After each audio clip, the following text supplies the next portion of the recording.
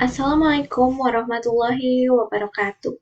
Perkenalkan, nama saya Siti Maryam. Saya dari kelas DKV 01 Angkatan 2022. Di sini saya akan menjelaskan materi seputar bahasa rupa. Bahasa rupa. Bahasa rupa adalah bahasa yang digunakan untuk menjelaskan dan memahami tentang rupa melalui penceritaan gambar. Di dalam seni rupa dikenal dua sistem penggambaran. Yang pertama ada Naturalis Perspective Moment of Name atau dikenal NPM. NPM sendiri memiliki arti penggambaran dari segi naturalis yang memiliki perspektif dan juga momen pada saat yang sama. Yang termasuk ke dalam NPM itu bisa dari fotografi dan juga lukisan. Yang kedua ada ruang waktu data atau RWD yang memiliki arti penggambaran beberapa aneka tampak, aneka ruang yang bisa disatukan dalam satu panel. Yang termasuk ke dalam RWD itu bisa komik, relief pada candi, juga animasi video.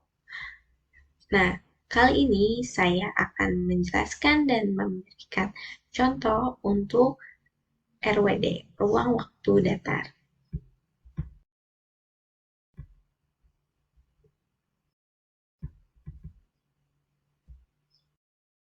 Yang pertama di sini ada relief.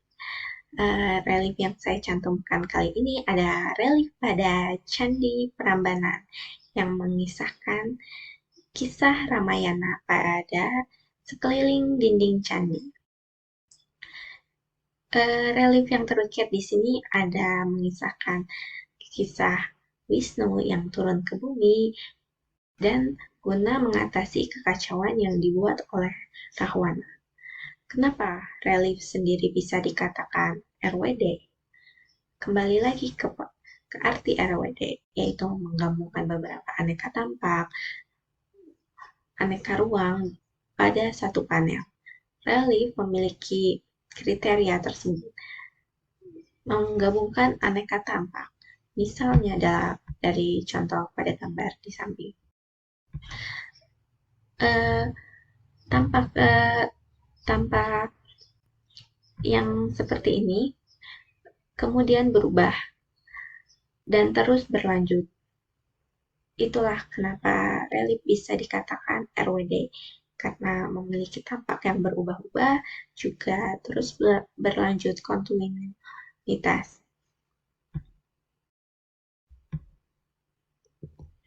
Yang kedua di sini ada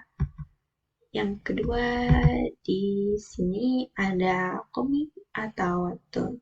Yang saya cantumkan kali ini ada webtoon hasil karya anak bangsa Gestigi yang berjudul Dedes. Dedes ini menceritakan kisah isekai yang diangkat dari kisah sejarah Indonesia.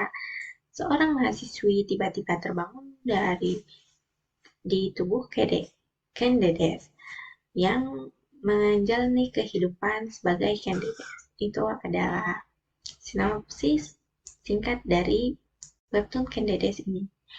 Lalu, kenapa komik bisa dikatakan sebagai RWD?